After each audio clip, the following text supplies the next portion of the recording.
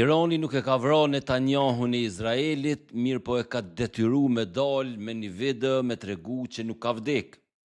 Nuk është sukses i vogël ky.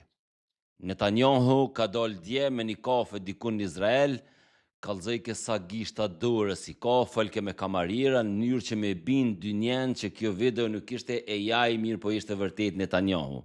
Në anën tjetër, Mojtaba Hamenei mendohet që dhe Matuti është gjallë, mirë po, për dallim prej Netanjahut, ky nuk po i knaq nevojat e publikut që me bon publike far video, me i kallëzu edhe ky gishtat. Hamenei javën e kalume e ka publiku një letër, ku bën thirrje me vazhduar rezistencën, po tash se dije kush e ka shkruar letrën. Në vitin 2026, njerëzit nuk po ju besojnë as video e lemo letrave. Tabloidat britanik kanë spekulu shumë gjatë 2-3 ditëve të fundit për fatin e liderit të ri suprem. Sun dhe Daily Mail, duke u bazuar në burimet e tyre, kanë raportuar se Hamenei është në komë që prej ditës parë të luftimeve, kur ja patën vrarë babën. Simas këtyne medjave, lideri suprem nuk ka haber që Irani është në luftë. Simas tyne, ai nuk ka haber edhe që o zgjedh lider suprem, mirë po poruhet me një lokacion sekret në spitalin kryesor të Teheranit. Dje dul edhe një raport tjetër, i publiku mas pari prej medjave në Kuvajt, i cili thot se Hamenei është dërgu në Moskë për trajtim shëndetësor dhe se ai tashme i ka humb të dy kamët. Sido që tjetë, fati udhëhecëve, qofti Netanjahu, qofti Hameneit, luftës në lindjet mesme edhe matutje nuk po i shihet fundi, ani pse Trump e ka pas nis këtë luftë për 5-6 javë. Tash po hyna në javën e tretë të luftimeve, kurse në një formë a në një tjetër, pjesë e kësaj lufte janë në mbi 20 shtete, dikush direkt, dikush ekonomikisht. Gryka Hormuzit, prej kun kushte normale qarkullojnë mbi 20% sasisë botnore të naftës, vazhdon më kanë ajo nyja e gordit, nuk po zgjidhet, nuk po prehet.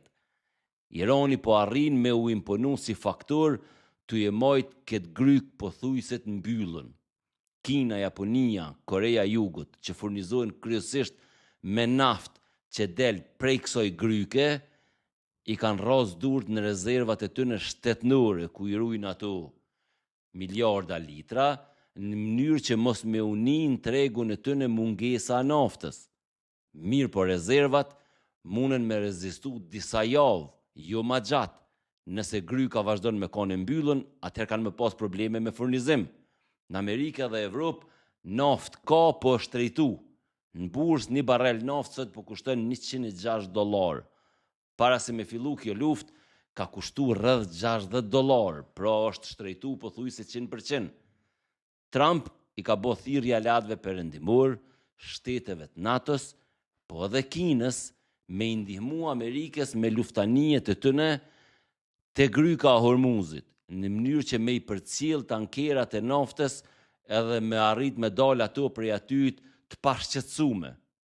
Nëse nuk ndihmoni, ka thonë Trump, atëherë e ardhmja NATO-s ka më kone keqe. Se çka ka menu, hala nuk e dina. Evropa si zakonisht as mish as peshk, kanë belbu.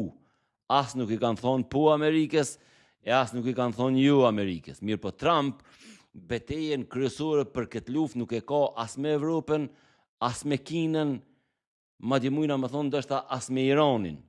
Trump betejën kryesore e ka me Amerikën.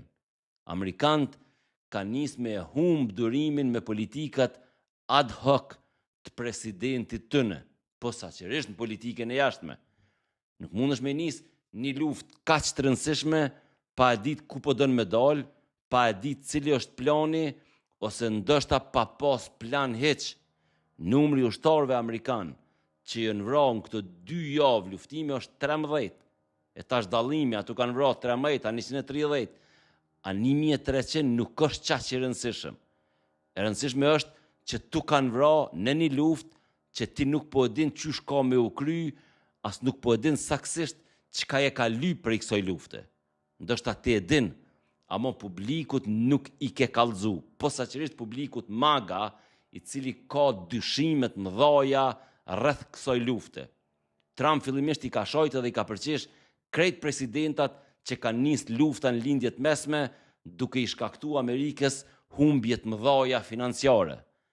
Vlerësohet se gjatë 2 javëve të para, Amerika i ka shpenzuar këtë luftë rreth 14 miliard dollar, 1 miliard në ditë. Pra është shifër enorme kur raportohet çdo ditë. Mediat e mëdha amerikane janë të nejt Trumpit që keq mykri, duke raportu detaje për çdo dam financiar, për çdo dam njerëzor, edhe për çdo anamoli, edhe për çdo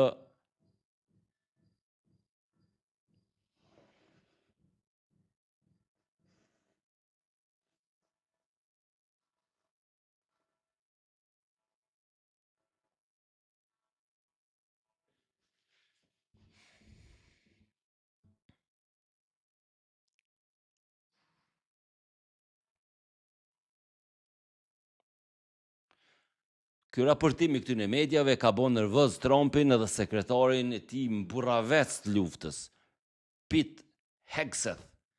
Ky i fundit ma qenë ka pak mallin e këtyre argatëve të Albin Kurtit, që kur i shojnë kundërshtar të bëhen edhe më arrogant se sa shefi, posaçërisht vullneti për me i shojt mediat.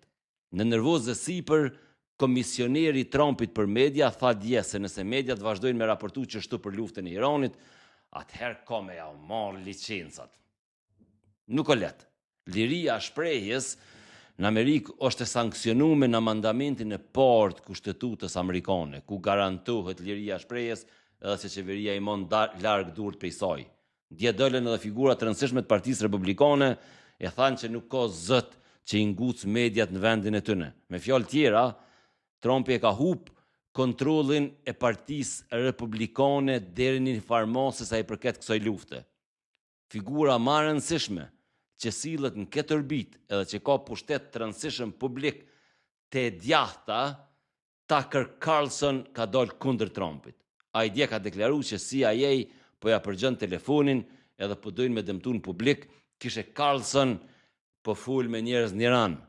Nuk është veç Carlson, janë edhe disa influencer tjerë të fuqishëm djahtës që po ja dridhin mbështetjen Trumpit rreth kësaj lufte, edhe rreth mbështetjes të pakufishme që Trump ja ka dhënë në kontinuitet Izraelit. Te kjo kategori ka gjithçka, edhe figura karizmatike si Carlson ose Piers Morgan, i cili nuk është Amerikan, ama ka një audiencë goxha të madhe në Amerikë, që po i rezistojnë impulseve të Trumpit, por tek e djahta amerikane strehohen edhe figura toksike si Nick Fuente, që ka audiencë të fuqishme, mirë po idetë e tij janë ekstremiste, por për punën e influencerave e kam nërmen me raportu një ditë tjetër, me bo një video pak ma të zgjenume për rolin që në Amerikë tashme rolin politik.